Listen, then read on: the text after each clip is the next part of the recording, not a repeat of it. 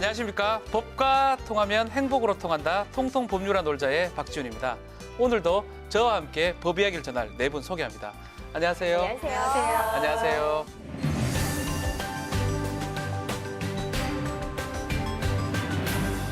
자, 2월 28일이었죠. 주당 법정 근로시간을 68시간에서 52시간으로 낮추는, 줄이는 근로기준법 개정안이 통과되면서 근로시간 단축이 현실화가 됐습니다. 네, 맞습니다. 지난 2004년에 우리가 주 5일 근무제, 즉 일주일에 40시간 근무하는 게 도입되면서 근로시간이 줄어들었는데요. 그렇게 근로시간이 단축된 지 무려 14년 만에 근로시간이 줄어들게 됐습니다. 국회에서요, 이 개정안 논의를 무려 6년 동안이나 했어요. 그렇죠. 네, 어쨌든 이 근로시간이 줄어들면서 노동자에게 이 저녁이 있는 삶이 이제 좀 제공될 것 같습니다. 네. 그럼 이 단축된 근로시간은 어떻게 적용되느냐? 300인 이상 사업장과 공공기관은 오는 7월 1일부터 적용이 되고요. 50인 이상 300인 미만 사업장은 내후년입니다. 2020년 1월 1일부터.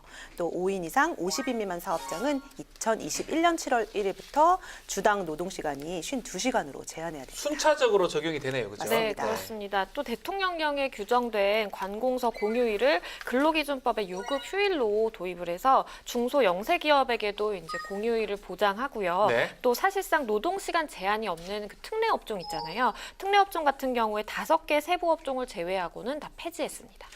근로시간 단축으로 저녁이 있는 삶, 또 고용 증진의 효과는 있겠지만 또 한편으로는 임금이 또 줄어들거나 기업의 손실도 있을 것 같습니다. 그렇습니다. 근로자 입장에서 그냥 단순히 생각하면 일을 좀 적게 해도 되는 건가라는 생각이 들어서 반길만 하다라고 볼 수도 있겠지만, 하지만 근로 시간을 길게 해서 그에 적정한 이제 수입을 받는 사람 같은 네. 경우에는 수입이 줄어들 수 있기 때문에 좀 이 부분을 우려하는 목소리도 있고요. 그리고 일부 대기업도 이런 상황들을 잘 알기 때문에 일단은 임시 시행을 한번 해보고 그다음에 개선점을 찾아서 개선해 나가겠다. 라는 입장을 밝히고 있고요.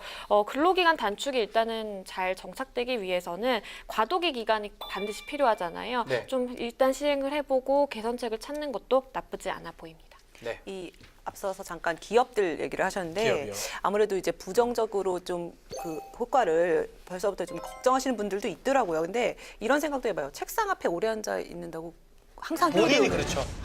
본인이 잘 안 앉아 있잖아요. 오래 앉아 있는다고 해서 공부 효율 잘 되고 공부 잘하는 거 아니거든요. 네. 그러니까 이 법이 의 의미는 좀 효율을 높이되 꼭 오래 앉아 있는 게 능사는 아니다라는 것 같은데, 이 법이 통과되기 전에요. 왜 이런 거 다 기억나실 거예요. 고속버스 졸음운전, 맞아요. 네, 뭐 집배원들 과로사한 거, 이런 비극이 발생했던 걸 생각해 보면은 이 노동시간 단축이라는 거랑 좀 이제 삶의 질도 연결이 돼 있고요. 그렇죠. 우리나라가 그동안 다른 나라에 비해서 노동시간 길었던 거 사실 맞거든요. 이거 좀 잘 정착이 되고 많은 변화가 있었으면 좋겠어요. 기자로서 어때요?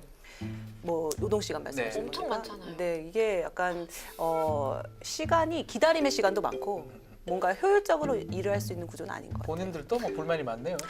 네. 네.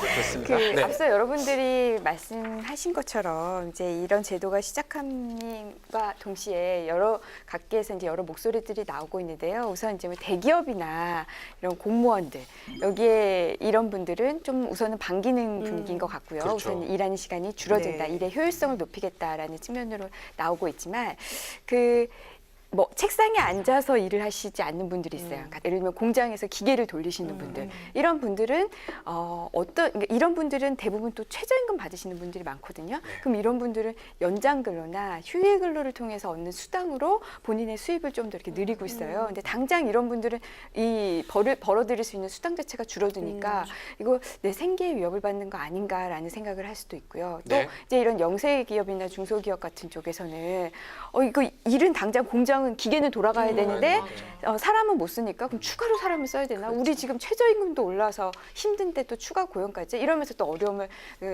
고충을 토로하시는 분들이 있어요. 그러니까 이 제도 취지는 정말 좋고 우리가 나아갈 방향이긴 한데, 이 제도를 진행함에 있어서 이렇게 어려움을 토로하는 이런 영세 기업이나 아니면 중소기업의 중소기업 운영하시는 분, 또 여기에 근무하시는 분들, 이분들의 어려움을 잘 듣고 이를 대처하는 방안도 반드시 필요해 보입니다. 네, 맞습니다. 그래서 오늘은 이 부분에 대해서 얘기를 좀 해보겠습니다.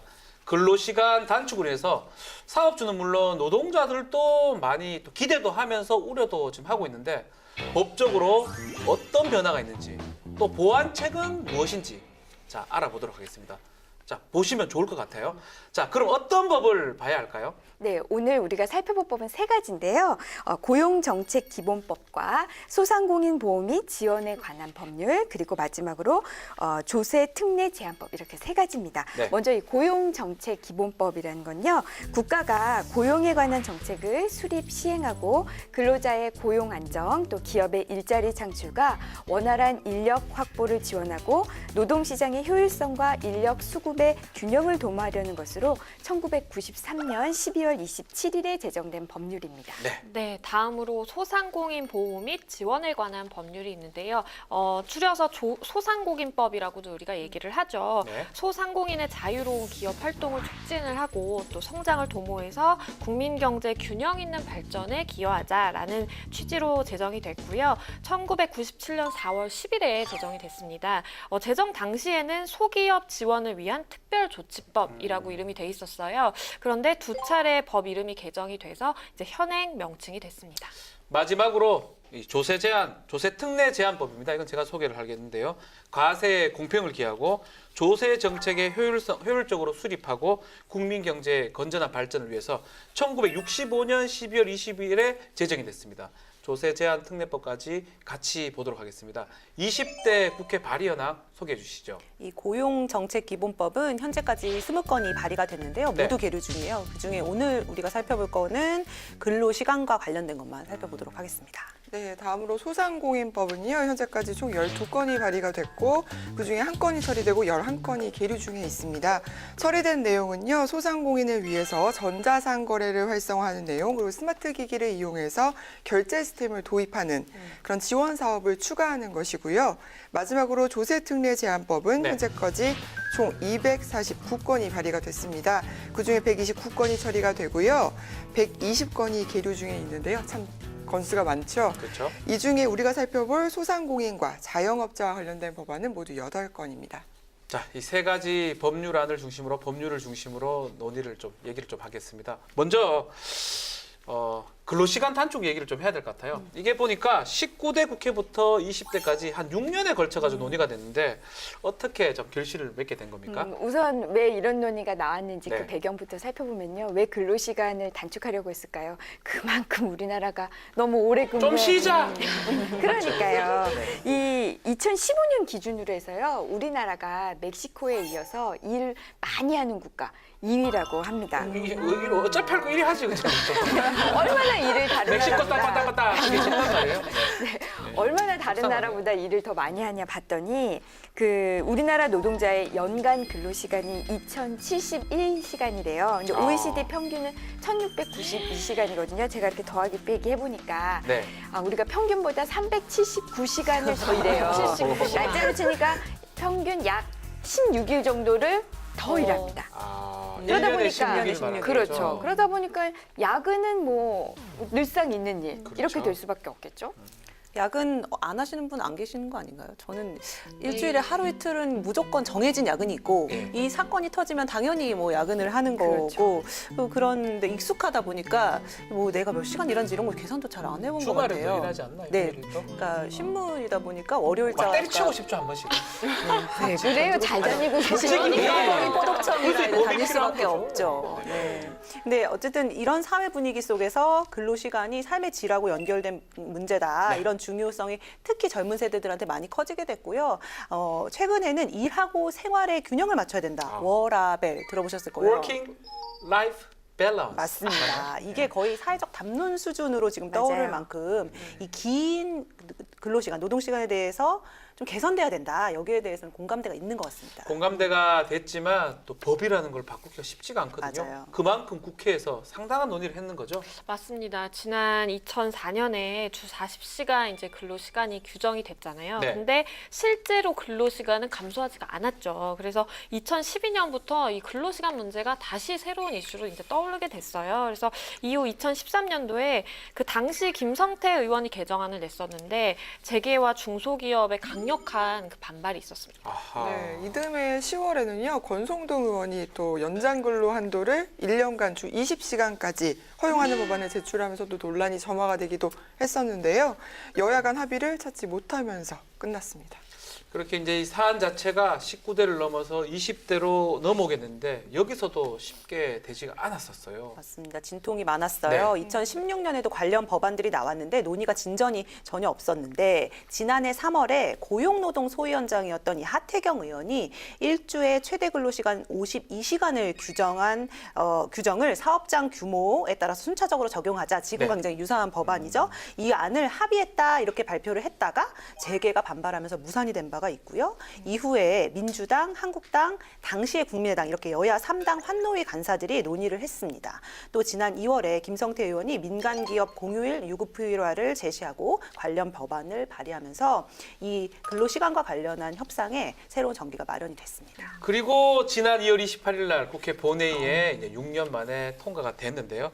19대, 20대 국회에서 많은 의원들이 발의를 했습니다. 한정혜 의원, 또 홍용포 의원, 강병원 의원 등 대표 발의된 법안만 20건이 되는데 이걸 통틀어서 결국은 통과를 시켰습니다. 네, 6년간의 논의 끝에 이제 우려하는 목소리도 있지만 어쨌든 통과는 됐잖아요. 이로써 어쨌든 우리나라는 이 장기간 노동, OECD 국가 중에 2위였어요. 네. 이런 그 장기간 노동이라는 오명에서 좀 벗어날 수 있을 것 같고요. 장기간 노동에서 벗어나면서 이제 그 근로자들의 생명과 안전도 지키고 우리가 또 이야기했던 일과 그 생활의 삶에 대한 균형도 지킬 수 있는 이런 어떤 우리가 한 단계 더 나은 삶을 위해서 그 한 단계 더 내딛는 그 첫걸음이 된 게 아닌가라는 생각이 듭니다. 14년 전에 네. 주 5일제 할 때도 사실 주변에서 말 많았어요. 아, 상상 큰일 난다, 큰일 난다. 일은 누가 하느냐 이랬는데 지금 주 5일제는 당연하게 되지 그렇죠. 않나요? 기억나요? 그때 토요일 오전 근무하러 그러니까. 갔었거든요. 그러니까. 불급이 없었어요. 불토. 그렇죠. 어떻게 그렇죠. 일주일에 이틀이나 그냥 쉬지? 아니 저게 사람이 할 짓이냐고 생각을 했었는데. 네, 근데 지금은 당연하게 됐으니까 지금 이것도 시작 초기에는 좀 우려의 목소리가 있지만 이것도 이제 정착이 되면은 우리 삶의 그 질을 낳는 데 있어서 분명히 큰 역할을 할 것으로 보입니다. 자, 다 좋습니다. 다 좋은데 이 중소기업이나 소상인한테는 별로 이렇게 싹 반길 수는 없을 것 같아요. 대기업하고 똑같은 근무 조건을 보장받기가 사실 보장하기가 또 힘들거든요. 그래서 반발을 좀 하고 있다면서요. 맞아요. 왜냐면 올해부터 최저임금도 인상이 됐잖아요. 그런데 근로자 이제 근로시간의 단축까지 겹치게 될 경우에는 사실상 비용을 감당하기가 너무 어렵다는 거죠. 그래서 근로시간 단축의 이제 당위성은 당연히 인정하고 네. 그 방향으로 나가야 되는 거는 맞지만 하지만 영세 중소기업이나 아니면 소상공인을 위한 근본적인 좀 대책도 함께 마련돼야 되는 거 아니냐라는 목소리가 있죠. 네. 그래서 통과된 개정안의 내용도 30인 미만의 영세 사업장은요, 2023년 1월부터 적용이 되는 건데요. 중소기업 중앙회 같은 경우에는 영세 기업들의 구조적이고 이제 만성적인 문제들을 2023년까지는 좀 해소하기가 어렵다 그런 입장입니다. 네, 제가 뭐 자주 술을 마시러 가는 그 식당이 있는데 그 식당 주인께서 많이 힘들어하더라고요. 임대료는 임대료도 올랐고 또 최저 시급도 많이 올라가지고 맞아요. 못하겠다. 참 근데 지출은 많이 드는데 수입은 적다. 이런 뭐 불만을 많이 하시더라고요. 그래서 제 지인 같은 경우도 편의점을 운영을 하고 계시더라고요. 네. 투잡으로 이제 운영을 하고 계신데 실질적으로 이제 최저임금이 올라가니까 본인이 이제 퇴근을 하시고 바로 이제 편의점을 직접 하세요? 네. 아. 그래서 가셔가지고 이제 그 아르바이트 비용을 조금이라도 좀 절감을 하고자 그렇게 하고 계시더라고요.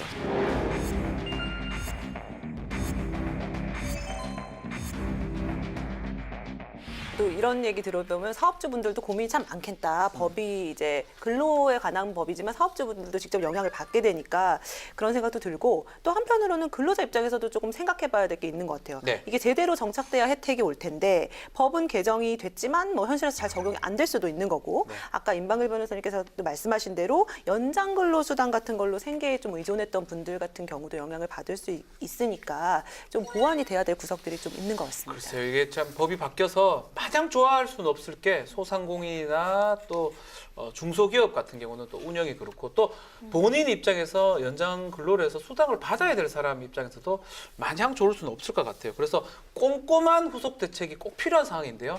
자, 그렇다면 우리 말고 먼저 좀 시행하고 있는 외국은 좀 어떨까요? 우선 프랑스 같은 경우에는요, 1982년에 근로시간을 단축을 하면서 네.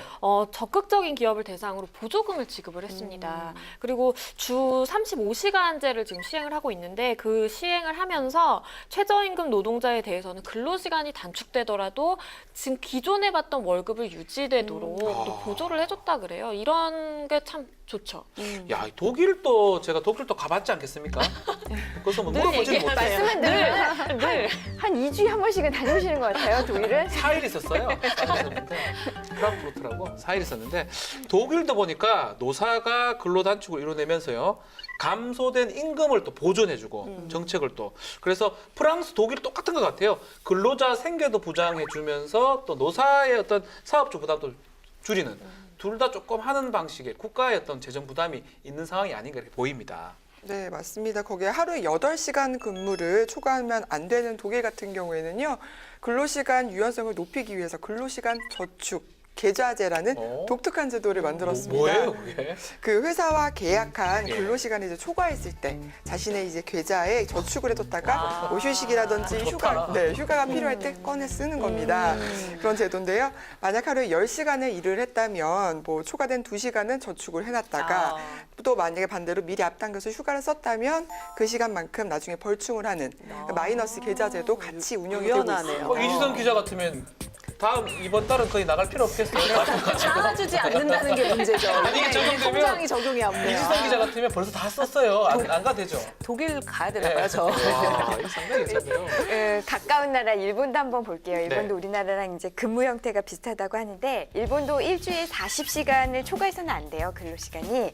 이러한 법정 근로시간을 넘기면요. 우리보다는 좀 낮아요. 우리는 50%인데 25%의 가산 임금을 줘야 된다고 합니다. 그래서 정부는 어쨌든 이로 인해서 어려움을 겪을 어떤 그 소상공인이나 중소기업을 위해서요. 뭐 인센티브 정책이나 세제 혜택을 주고 있다고 해요. 그래서 이런 혜택으로 이 사회적 충격을 줄이면서 이 제도를 안정시킨 좀 모범 사례로 꼽히고 있다고 합니다.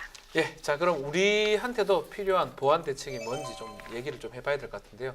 저는 이 회사한테는 상공인한테는 세금 혜택을 좀 주면 제일 빠른 방법이 아닌가 생각이 드는데요. 그러니까 저도 그런 금전적인 뭔가 지원이 있어야 되는 네. 것 같아요. 왜냐하면 사업을 이끌어 나가면서 잠깐 자금이 돌지 않을 때 있잖아요. 그렇죠. 그 네. 위기의 순간. 근데 이걸 넘겨야 이제 계속 유지를 해나갈 수 있는데 그걸 못 넘겨서 정말 이렇게 파업하시고 도산하시고 뭐 파산하시고 이런 분들 많거든요. 맞아요. 그래서 네. 그럴 때 잠깐 자금 유용할 수 있게 뭐 저리로 대출을 해준다든가 뭔가 그런 시스템이 있으면 좋지 않을까 싶어요. 저도 뭐 같은 생각인데요. 저도 남동생이 개인 사업을 하고 있거든요. 근데 그 개인 사업을 하는 걸 이렇게 옆에서 지켜보면 예를 들면 사업을 뭐 이제 창업하는 데 있어서 예를 들면 우리가 그냥 뭐 5천만 원이 필요하다. 5천만 원이면은 어떤 사업을 시작할 수 있다 하더라도 실제로 필요한 금액은 1억은 가지고 있어야 돼요. 5천만 원은 비상자금으로 갖고 있어서 어떤 뭐 예상치 못하는 어떤 위기가 있었을 때 그 보유하고 있던 그 나머지 돈으로 운영을 해야 되는데 그렇게 다 마련하고 시작하시는 분들은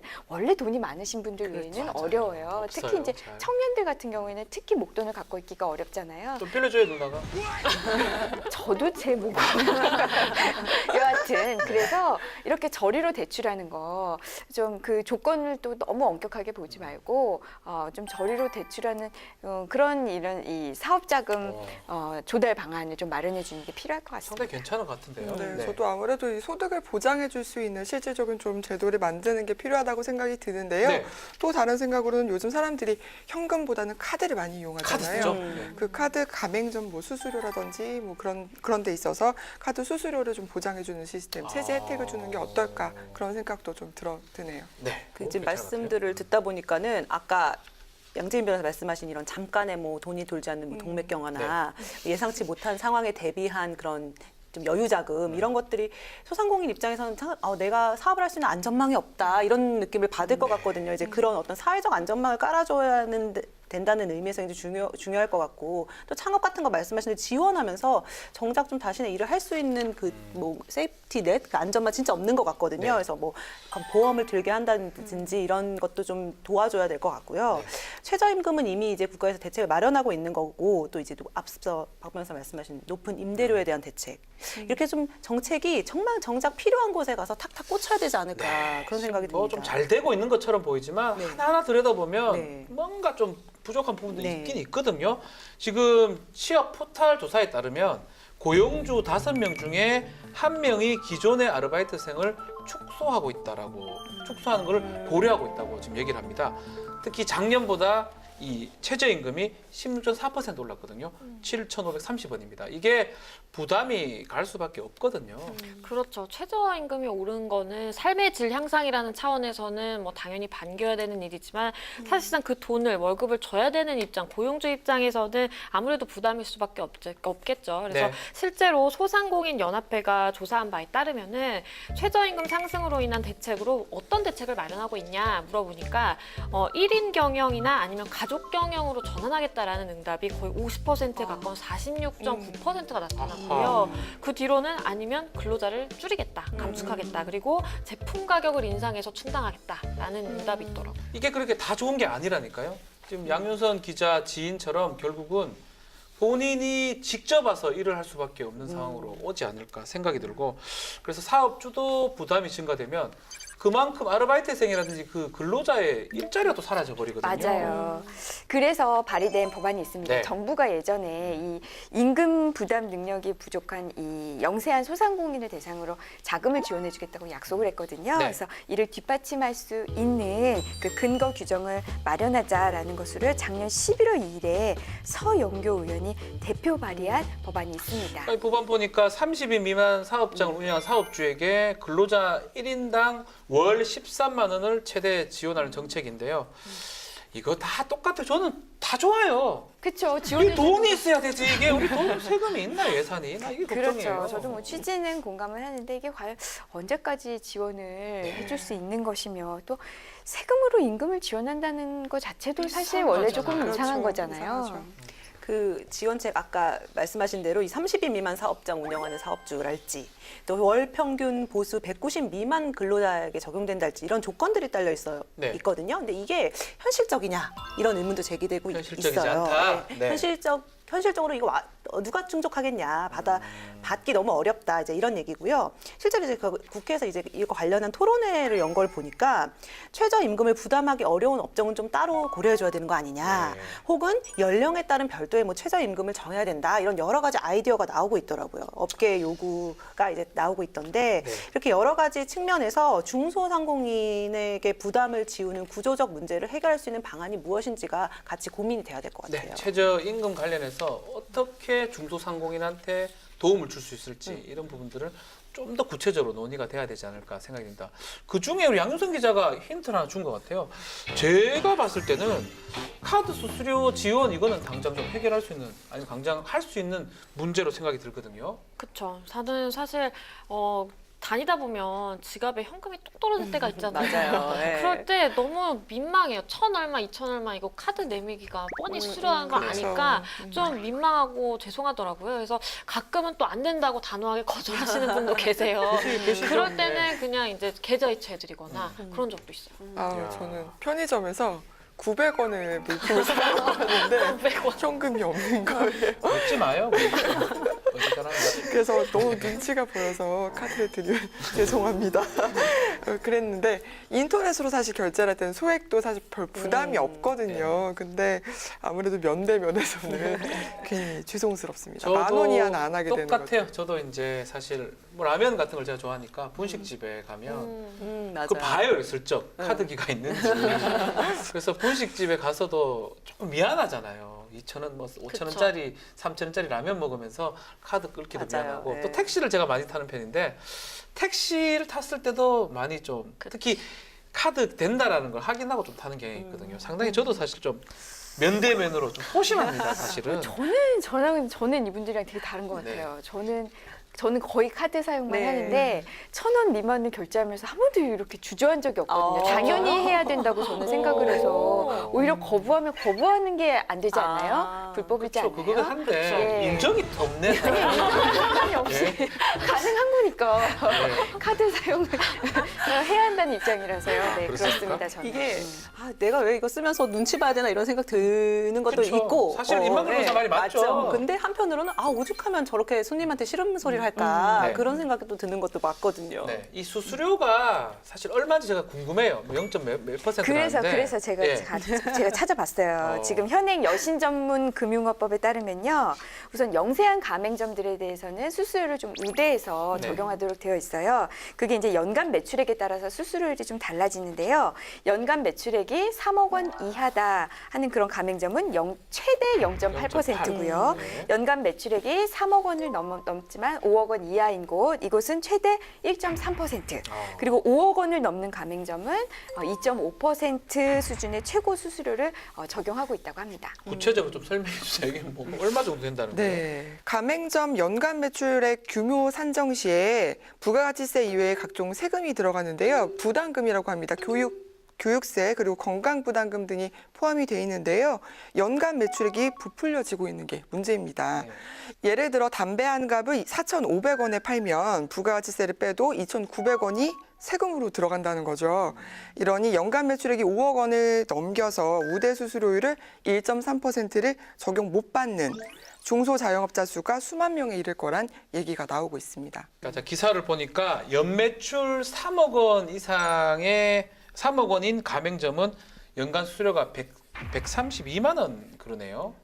그럼 만약 5억 원이면 훨씬 이거보다 좀 많지 않을까 많겠죠. 생각이 네. 듭니다. 그렇죠. 그러니까 이게 쉽게 말해서 요즘 소액 카드 결제 비중이 굉장히 높잖아요. 네. 만약에 1,000원짜리 컵라면을 사면 25원, 그리고 2,000원짜리 과자를 산다. 그러면 50원이 카드 수수료로 그냥 나가게 되는 거고요. 이게 사실은 뭐 50원 이렇게 되게 적은 돈 같잖아요. 네. 근데 이거 1년치를 합쳐보면 어마어마하죠. 한 700만 원이 넘는 경우도 있다라고 하니까 굉장히 합치면 좀 부담이 되겠다 싶고요. 그리고 상당히 컵라면 하나 팔면 많이 남지도 않을 것 그렇죠. 같은데요. 그리고 이제 주유소 같은 경우에 네. 매출액 자체가 굉장히 높단 말이에요. 네네. 그러면 아무래도 수수료율이 더 높아지기 높아지고. 때문에 부담이 좀 크다 이런 아, 지적이죠. 만만치 않네요. 이게 근데 여기서 지금 사업주 힘들다라는 얘기를 우리 하고 있잖아요. 근데 카드사 배는 점점 더 불러지고 있대요. 저같이 되고 있으니까 감사합니다. 네. 터져나갈 것 같은 배가 불러. 네, 금융감독원은 은행, 보험, 카드사 수수료 수익 현황이라는 것을 조사를 해봤더니 네. 지난 2013년부터 4년 동안 카드사 수수료 수익만 38조 5,100억 원. 엄청나죠. 이게 2013년에는 8조 5,100억 원 정도였는데 2016년이 되면 2조 가량이 늘어난 10조 7,300억 원이 됐다고 하니까 카드 사용액 자체도 늘었어요. 수수료만으로 네. 이렇게 수익을 낸 거니까요. 아니 처음에는 이제 카드 기반을 마련하기 위해서 그만큼 수수료를 이제 하는 거는 뭐 이해가 되는데 이제 기반이 다 마련됐잖아요. 맞아요. 그러면 수수료가 다운되는 게 좀 상식적으로 맞는 것 같아요. 맞아요. 이해가 좀 안 됩니다. 맞아요. 그것도 있고 네. 진짜 사용하는 사람이 많아지고 사용액이 커지니까 수수료는 줄어들어야 되는 게 맞는 그렇죠. 거거든요. 그렇죠. 저 같은 경우에도 과거에 비해서 현금을 사용하는 비중이 아주 정말 줄었죠. 눈에 띄게 확 줄었단 네. 말이에요. 그래서 발의된 법안을 하나 소개해드릴게요. 일정 규모 이하의 영세한 상점 그리고 택시 종사자 이분들에게 발생하는 10,000원 이하의 소액 결제. 아. 10,000원 이하의 소액 결제 이런 경우에는 신용카드, 직불카드, 체크카드의 가맹점 수수료를 아예 면제해버리죠. 이거 좋네. 네, 이런 내용으로요. 2016년 7월 26일에 박주민 의원이 대표 발의한 뭐 법안입니다. 확실하네요. 그냥 깔끔하네요. 그렇죠. 여기서 말하는 이야. 그 일정 규모 이하의 영세한 상점이 뭔가라고 보면요. 여신 전문 금융업법 시행령 제6조의 13이 있습니다. 네. 이제 이 조항에 따라서 대통령령으로 정하는 일정한 규모 이하의 영세한 중소 신용카드 가맹점을 말하는데요. 기준을 보면 연간 매출액이 5억 원 이하인 개인 또는 법인 신용카드 가맹점을 말합니다. 와, 전 너무 좋은 것 같은데 비슷한 법안이 또 있어요. 지난 2월 5일에 심재근 의원이 대표 발의한 법안도 있는데요. 이 법안 만약에 통과된다 그러면 저희 같은 소비자도 편하게 신용카드를 쓸 수가 있고 체크카드 그리고 사업자 입장에서도 아무런 부담이 없잖아요. 그렇죠. 상당히 좋은 것 같은데요. 맞아요. 그리고 네. 카드사들만 배불리는 구조를 개선할 수 있는 법안이기도 한 것 같아요. 네. 그러니까 막 소액 결제한다는 거는 그만큼 영세하다는 거니까 이것도 그들을 지원할 수 있는 좋은 방안 될 것 같은데요. 네. 네, 덧붙여서 현행법 같은 경우에는요, 영세한 중소 신용카드 가맹점에 대해 금융위원회가 정하는 우대 수수료를 정하도록 하고 있으나 우대 수수료 이 적용 위반에 대한 벌칙 조항이 없습니다. 실효성을 거두기 어렵다는 지적이 있거든요. 이 부분도 같이 논의를 해보면 좋을 것 같습니다. 네. 그래서 또 발의된 법안이 있어요. 법안 네, 많이 문제가 발의돼 있으면 발의가 다 국회에서 됩니다. 좀잘 발의하셨습니다. 우선 이 영세 가맹점들의 어떤 권한을 강화시키기 위해서요. 네. 이 가맹점 단체 교섭권을 주고요. 그러니까 뭐 할 말 있으면 모아서 할 수 있게 단체 교섭권을 부여하고요. 또 이 영세 자영업자에 대해서 우대 수수료를 적용해야 되는데 그거 안 한 사람 아까 벌칙 없댔잖아요. 네. 벌칙 만들어요. 1년 이하의 징역 또는 1,000만 원 이하의 벌금 이렇게 벌칙을 규정을 하는 내용으로요. 작년 4월 17일 김혜영 의원이 대표 발의했습니다. 참 보니까 그동안 카드사가 저처럼 배보다는 약간 이제 바뀌었잖아요. 그래서 카드사도 조금 수익을 줄이고 또 소상공인들이 좀 좋아지면 균형을 좀 맞추면 좋지 않을까. 또 국민들, 소비자들도 좋아질 거라고 생각이 됩니다. 자, 최저임금을 지원하고요. 지금처럼 소액카드 수수료 일정 부분 면제를 하고 그렇다면 사업을 하는 도중에 혹시나 발생할 수 있는 화재라든지 위험 이것만 좀 보장해주면 삼박자가 탁탁 떨어질 것 같은데 그래서 공제 부금에 대해서 얘기를 좀 나눠보겠습니다. 네, 홈택스 종합소득세 공식 소득 공제 항목인 네. 이 소기업 소상공인 공제 부금이 있습니다. 우리가 일반적으로 노란우산 공제라고 이제 더 잘 알려져 많이 있는데요. 들어봤습니다. 그렇죠. 예. 사업자 등록을 소지한 사업자면 가입을 할 수 있는 이 정부가 지원해주는 사업자 생활안정 보호제도라고 보시면 돼요. 중소기업협동조합법 115조에 따라서 중소기업 중앙회가 관리해 운영하는 제도 맞나요? 네, 맞습니다. 이제 네. 현행법은 이제 소기업, 소상공인이 폐업을 하거나 은퇴를 하거나 아니면 나이가 들거나 이런 경우에 생계 위협을 또 받을 수 있잖아요. 네. 그럴 경우에 생활 안정이나 아니면 사업 재개에 필요한 자금 마련을 위해서 이게 지금 운영되고 있는 제도인데요. 이 소상공인이나 소기업들이 이 우산 공제에 이제 공제금을 넣으면 그 부금에 대해서는 채권자들의 압류가 금지가 되거든요. 그렇기 때문에 정말 내가 막 폐업했다. 이래도 그 돈만을 지킬 수 있는 그거는 거예요. 그대로 있다는 그렇죠. 거죠? 그래서 그 돈을 가지고 또 제기를 할 수가 있는 거고요. 그래서 이제 이런 어떻게 보면 사회 안정망 제도 중에 하나인데 여기에 또 가장 이점 중에 또 하나가 네. 아까 그 압류 금지도 있지만은 이게 또 세금 혜택이 있어요. 아. 사업 소득별로 200만 원에서 500만 원 한도로 사업 소득에서 공제를 해주고 소득 있거든요. 공제를 준다는 거죠? 그렇죠. 아하, 여러 가지 이득이 많은 것 같은데요. 네, 이 소득공제는요, 소득세법에서 성실사업자와 일반 사업자를 구분을 하고 있는데요. 사실상 성실사업자에 대한 조세 혜택이 구별이 없습니다. 영세 자영업자랑 소기업, 소상공인들은 성실사업자에 해당되는 경우에도 별다른 지원을 받지 못해왔습니다. 이게 저도 조금 소상공인 같다는 느낌, 상공인은 아니지만 하여튼 저도 영세 사업자입니다. 네, 변호사도 가입해요. 가입돼요? 예. 갑자기 기분이 확 좋아지는데 실제로 자영업자, 저도 자영업자기도 하고 자영업자 또 소기업, 소상공인 같은 경우는 이게 근로자가 아니라서 이 사람은 사업자 아니냐 이러면서 혜택 같은 게 우리는 여기도 못 끼고 대기업도 아니잖아요. 또 근로자도 아니고 애매한 상황이었거든요, 사실은. 맞아요. 근데 아까 우리 얘기 나온 것 중에 1인을 운영하시는 분들, 가족 경영 체제인 분들 네. 이런 분들 형태는 사업주일지 모르겠지만 사실상 그 사장님 불러주기만 하잖아 우리가. 있잖아요. 네. 그러니까 이런 분들이 1인 영세 자영업자가 우리나라에 400만 명이고요. 앞서 우리가 계속 얘기했던 자영업자, 소기업, 소상공인 합치면 1,000만 명에 육박한다고 하니까 이분들에 위한 대책을 만드는 게 어떻게 보면은 이게 근로자, 사업주 이런 거 없이 그냥 일반 국민을 위한 일인 우리가 거잖아요. 동네에 가면 김 사장님, 박 사장님 그 사람이 사장님이 아니에요. 정말 우리가 말하는 그 대기업 사장이 그렇죠. 아니거든요. 달라요. 네, 맞습니다. 그래서 이 성취사업자가 네. 소기업, 소상공인의 이 공제부금으로 납부한 금액에 대해서 앞서 설명드렸듯이 소득공제를 해줬잖아요. 그 공제해주는 그 소득이 사업소득이 4천만 원 이하인 경우에는 기존에는 500만 원 공제해줬거든요. 네. 이걸 600만 원으로 100만 원 네, 증가시켰고요. 또 사업소득이 4천만 원 초과 1억 원 이하인 경우에는 기존에 300만 원을 공제했는데 이것도 100만 원 늘려서 네. 400만 원 공제. 사업소득이 1억 원 이상인 분들은 기존에는 200만 원을 공제해줬는데 또 100만 원 늘려서 300만 원. 그러니까 전체적으로 공제되는 사업소득을 100만 원씩 늘리는 그런 내용으로요. 지난 1월 30일 원유철 의원이 대표 발의한 법안이 있습니다. 이 비슷한 법안이 좀 더 있는 것 같아요. 소기업하고 소상공인이 공제에 가입해서 그 소득공제 한도를 연간 700만 원으로 하자라는 거 하고 또 폐업 등의 사유로 공제금을 받지 못한다 그러면 이게 이자소득, 퇴직소득 아닌 이자소득으로 봐서 이 낮은 세율, 5%의 낮은 세율을 적용하자. 그래서 소기업의 소상공인을 보호해주자라는 이유로 작년 12월 20일 날 송영길 의원이 대표 발의한 법안도 있는데요. 이런 법안 어떻게 생각합니까? 저는 뭐 공제부금 같은 경우에는 사실상 사업의 위기 상황을 대비하는 차원에서 필수적이라고 볼 수가 있는데 그 부분을 공제해준다면 당연히 이제 좋겠죠. 그리고 네. 소득공제 내용 같은 경우에는 뭐 언제든지 넣었다가 뺐다가 이렇게 할 수 있는 거죠. 유연하게. 그러니까 좀 유연하게 이 조항을 넣는 것도 필요한 것 같아요. 이게 자영업자분을 얘기 들어보면 그냥 일반 대출이 너무 힘들다고 하거든요. 잘 안 네, 잘 안 해주잖아요. 그리고 또 이제 한번 실패할 경우 재기가 너무 어렵다 보니까 이 공제부금이 이 늘려주는 게 정부 재정에 좀 얼마나 영향을 줄지는 잘 모르겠지만 특히나 우리나라처럼 자영업자 비중이 높은 나라에서는 좀 필요한 거 아닌가라는 생각이 많이 들어요. 맞습니다. 네. 맞습니다. 나아가서 우리나라가 점점 고령화되고 있잖아요. 그리고 은퇴 시점은 점점 더 빨라지고 어려지고 있는데 자영업자가 늘어날 수밖에 없는 구조거든요.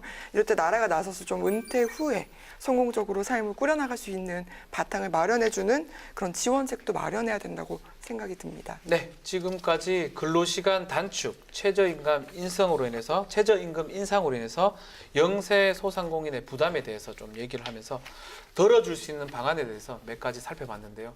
마지막으로 좋은 소식 하나 전해드리겠습니다. 상가 임차인, 상가 건물 임차인 분들은 귀를 좀 쫑긋 기울이셔야겠습니다. 지난 1월 23일 상가 임대료 인상률 상한을 기존에는 9%였어요. 그러니까는 상가 그 임대료를 올릴 때 아무리 많이 올려도 9%를 넘기면 안 됐는데요. 지금은 5%로 낮아졌어요. 5%를 넘기면 안 됩니다. 그런 내용을 담은 상가 건물 임대차 보호법 시행령 개정안이 국무회의를 통과해서요. 26일부터 시행되고 있어요. 네, 길을 쫑긋하고 있습니다. 제가 임차인입니다. 상가 건물 임차인인데요.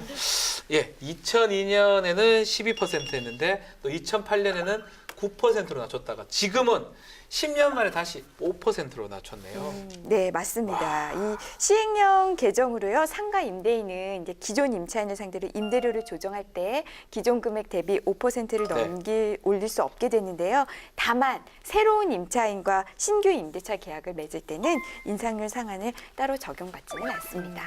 네, 그리고 또 정부는 상가 건물 임대차 보호법 개정 태스크포스를 구성을 해서요. 제도 개선을 지속해 나가겠다라고 방침을 밝혔는데요.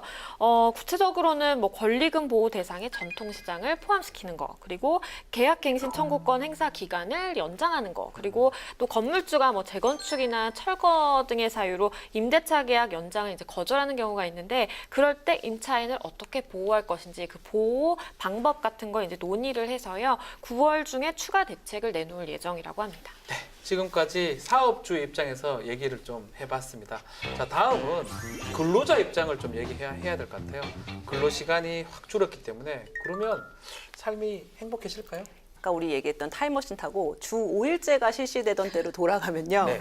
그때 누가 일하냐 막 이런 말이 나왔을 때 정부가 그럼 왜 이렇게 강력한 주 5일제란 걸 꺼내들었냐면 당시에 근로시간이 OECD 1위였대요. 그래서 이거 좀 떨어뜨려야 된다. 2,000시간 아래로 떨어뜨리겠다. 이게 목표였다고 하거든요. 근데 시간이 좀 지난 지금 다시 근로시간 단축 얘기를 하고 있는데 우리 2위잖아요. 여전히 많이 바뀌지는 않는 것 같아요. 자, 우리 얘기를 좀 해봐야 될 것 같아요. 저는 뭐 정해진 근로시간이 없습니다. 마찬가지죠. 계속 일을 합니다. 사실 우리가 지금까지 뭐 근로시간이 52시간으로 단축돼 있다 얘기했지만 뭐 우리 변호사들에게는 사실 남의 의미가 일이잖아요. 없지 않나요? 변호사는 그렇죠. 거의 뭐 자는 시간, 좀 꿈속에서도 이래요. 꿈속에서도 의뢰인을 만나요? 법리를 어떤 걸 적용해야 똑같네, 저는. 네. 행복하지 않아요. 자, 기자님들은 어때요? 저희 이런 얘기 있어요. 서면 취재, 앉으면 기사 작성, 아. 누우면 아이템 구상. 선배들이 주로 후배를 한테 하는 얘기긴 하지만 그런 네. 얘기가 있을 정도 노동 강도 세다는 얘기 같은데요. 저희도 맺고 끊는 일이 별로 없습니다. 사건이 터지면 언제든 가야 되니까. 그렇죠. 네, 그래서 출퇴근 개념 내지는 주호일 개념이 많이 없지만 그래도 제가 처음 입사했을 때보다는 확실히 생겨난 건 맞습니다. 아, 네. 그러면 우리 중에 가장 그래도 좀 편해 보이는 국회 우리 방송 국회 기자들은 아주 지금 큰 말씀을 안 하고 계세요. 상미질 좋다고 아주 정평이 나 있어요. 양희석 기자는 좀 어때요? 저는 뭐 일 가정 양립을 위해 굉장히 노력을 많이 하고 있습니다. 아유. 확실히 공무원들은 네. 아무래도 이제 나라의 제도를 앞서서 이제 시행을 받다 보니까 너무 혜택을 빨리 받는 것 같아요. 적용을 받다 보니까 네. 좀 상대적으로 이점이 많이 있는 건 사실인데요. 또 그렇게 앞서 가야지만이 사기업들이 또 따라서 오기 때문에 네. 그렇습니다. 네, 맞습니다. 이제 직업별로 차이가 좀 있을 것 같아요. 맞아요. 여러 가지 차이가 있고 또 정책도 그래서 시기별로 다르게 시행을 하는데 한 가지 확실한 거는 근로시간 단축을 해서 모두가 지금 노력을 해야 그렇죠. 되는데 가장 중요한 거는 근로자가 눈치를 보지 않고 일할 방법 이걸 우리가 고민해봐야 되거든요. 그래서 또 발리들이 가만히 또 있어요? 그래서 뭐 얘기만 하면 다리가 다 돼 있네요. 그러니까요. 네. 이제 우리가 너무 이제 장기간 근로하는 게 이제 거의 뭐 관행이 되다시피 했잖아요. 자, 이러한 그 장기간 근로 강행을 어떻게 효과적으로 개선할 수 있을까? 네. 그래서 근로시간 관리를 아예 국가적인 차원에서 근로시간을 관리하는 체계를 만들어보자라는 내용으로요. 작년 10월 27일 이용득 의원이 대표 발의한 게 있는데 자세한 내용은 양지민 변호사님 보여주실 거예요. 어려운 것도 양진이 변호사가 하시네요. 네. 세부 내용을 좀 알려드릴게요. 이 대통령령으로 정하는 수 이상의 근로자를 고용하고 있는 사업주 같은 경우에 매년 근로자의 근로시간 현황을 공시를 해야 됩니다. 이거 상당 압박이 될 것 같아요. 그렇죠. 좀 그렇죠. 압박감이 들잖아요. 네. 그러면 이제 고용노동부 장관은 적정 근로시간 문화 정착과 그리고 근로시간으로 인한 분쟁을 예방하기 위해서 사용자와 근로자가 제공한 그 근로시간 정보 있잖아요. 네. 그 정보를 좀 체계적으로 관리하는 내용도 들어가 있고요. 그리고 근로자의 근로시간 정보의 수집, 관리 업무를 하는 데가 또 필요하잖아요. 그 효율적으로 이제 추진을 하기 위해서 그 관련 업무를 하는 공공기관을 국가 근로시간 관리센터로 지정하는 또 내용도 들어있습니다. 자, 비슷한 내용은 제가 소개를 좀 해드리겠습니다. 사용자는 근로시간을 기록해가지고 10년간 보존을 하도록 조치를 지금 취하고 있고요. 또 근로시간 기록을 축소하거나 조작하는 것을 금지하는, 처벌해야죠. 예, 그럼 처벌시킵니다. 만약에 위반하면 처벌하는 규정도 두고 있습니다. 이거에 작년 11월 2일 날 신창현 의원이 대표 발의한 법안도 있고요. 그래서 이거는 너무 좋은 것 같아요. 근로시간을 축소시키거나 조작을 하면 절대 안 처벌할 수 되죠. 있다. 이거는 상당히 좋고 이것도 아주 중요한 입법이 아닌가 생각이 듭니다. 이게 네. 아까 박 변호사님 말씀하신 게 저 정말 동의했는데요. 상황은 다 다르지만 어쨌든 근로시간을 줄일 수 있게 노력해야 된다. 네. 이게 정말 맞는 얘기 같거든요. 이게 과로를 너무 당연시 여기는 사회는 안 됩니다. 열심히 일하지 않는 거 아니야? 빨리 집에 간 거 아니야? 이렇게 눈치를 보는 분위기를 그렇죠. 조금 바꾸는데 이 법안이 도움이 될 것 같아요. 먼저 퇴근하세요. 기사 쓰지 말고. 안녕히 계세요. 이러면서 네. 뒤로 나갈까요? 네. 이미 시행하고 있는 회사들한테 들어보니까 네네. 이제 우리 보통 입출입을 할 때 회사에 입출입을 할 때 이렇게 삑 찍고서 이제 맞아요. 사진을 찍고 맞아요. 출입을 하잖아요. 그러면 이제 출퇴근 관리 시스템이 이제 시간이 딱 기록이 될 테고요. 그리고 이제 보통 뭐 5시 퇴근 이렇게 정착을 시키기 위해서 한 4시 반부터는 그 알람이 울린다고 합니다. 봤어요. 네. 진짜요? 회사에 네, 그 모니터 컴퓨터가 꺼지는 회사가 그렇죠, 있더라고요. 그렇죠. 셧다운이 불 꺼버릴 뻔했어요. 그렇다고 합니다. 그래가지고 나가라 너희들. 네. 4시 반부터는 나가라고 이제 알람이 울리고 5시 정도 되면은 컴퓨터가 다 꺼져버린다는. 이야. 그래서 퇴근을 시키도록 한다고 하더라고요. 좋네요. 그럼 일이 좀 남아있으면 어떻게 하냐, 급한 일이. 그랬을 경우에는 또 그건 상사한테 결제를 받아야 된대요. 그런 결제를 이제 많이 했을 경우에는 또 그 상사한테 페널티가 간답니다. 그쵸. 이거 완전 강력한 시스템 아닌가요? 네. 뭐 실질적인 근로시간 단축 위해서는 뭐 고용 창출, 장려금 제도 같이 뭐 현행 지원책인 52시간 근무제에 맞춰서 좀 더 정교하게 제도를 짜야 되지 않을까 하는 생각도 듭니다. 저는 여기에서 하나만 좀 더 추가가 됐으면 좋겠습니다. 그만큼 근로시간이 단축된 만큼 일자리가 좀 더 늘어났으면 좋겠어요. 일자리가 국가가 재정 부담을 좀 해서라도 이 근로시간은 단축시키고 또 일자리는 늘어나고 막 그냥 유토피아 같아요. 그런 나라가 됐으면 좋겠어요. 맞아요. 좋은 생각입니다. 네. 이 근로시간이 단축이 되면 거기 일자리가 늘어나서 이게 또 청년을 또 신규 채용하는 네. 데로 이어지면 얼마나 좋습니까? 그래서 이 근로시간 단축이 청년의 신규 채용으로 이어질 수 있도록 이 각 부처의 그 정책적 역할을 유도하자라는 내용을 담은 네. 발의안이 있어서 소개해 드릴게요. 중소기업 육성 종합 계획이 아세요? 이게 없었어요. 이 계획을 수립할 수 있는 이런 게 곳이. 없었습니까? 이런 계획이 있을 법한데 이런 네. 계획을 수립할 수 있는 게 없었거든요. 이런 계획을 중소벤처기업부 장관이 수립해서 시행하도록 일원하고요. 신규 고용 창출자로서의 역할이 부각되고 있잖아요. 네. 이런 상황에서 이 심각한 청년 실업 문제를 해결하기 위해 이 청년 인력의 중소기업 유입 등을 종합계획에 아까 말씀드린 그 종합계획에 포함을 시켜서 네, 관련 사업 계획서와 예산 요구 사항을 기획재정부 장관에게 통보하는 내용으로요. 작년 8월 23일에 김수민 의원이 대표 발의한 법안이 있습니다. 그러니까 중소기업을 육성할 수 있는 법안이 마련돼 있다라는 거네요. 네. 참 국회가 이런 사업을 하기 위해서 다각적으로 고민하고 있는데 근로시간 단축이 본회의를 통과했습니다. 그 이후에 김영주 고용노동부 장관이 전국 주요 기관장 회의에서 노동시간 단축 입법 후속 조치를 철저히 마련해달라고 주문을 했다고 합니다. 그 후속 조치 내용이 이런 거예요. 우리가 지금 얘기했던 이 노동시간 단축이 일자리 나누기를 통한 청년 고용 확대로 좀 이어졌으면 좋겠다라는 거. 또 일과 생활의 균형으로 이어질 수 있도록 해달라는 거. 그러기 위해서 이 노동시간이 제대로 지켜지는지 지도 감독을 좀 철저히 해달라. 네. 이제 이런 거를 이제 각 고용노동부에서 얘기를 한 거죠. 그래서 이 입법에 따른 입법에 진행이 되고 네. 그걸 이제 집행한 또 행정부에서 또 만전을 기해야 이게 현실에서도 잘 정착이 되지 않을까. 그리고 노사의 부담 완화를 위한 또 다른 다양한 지원 방안이 어디 필요할지 이것도 논의될 수 있지 않을까 그런 생각이 듭니다. 네, 오늘 근로시간 단축하고 그에 대한 보완책들을 얘기를 좀 나눠봤는데요.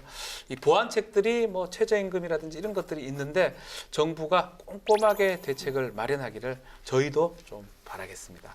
근로시간 단축이 삶의 질 향상은 물론 나아가 저출산, 실업 문제 등 다양한 사회 문제를 해결하는 긍정적이고 아주 좋은 효과로 이어지기를 크게 기대를 해보겠습니다. 그럼 다음에도 행복으로 통하는 법 이야기를 가지고 돌아오겠습니다. 감사합니다. Off from my home, we're flying up no ceiling when we in our zone. I got that sunshine in my pocket, got that good soul in my feet. I feel that hot blood in my body.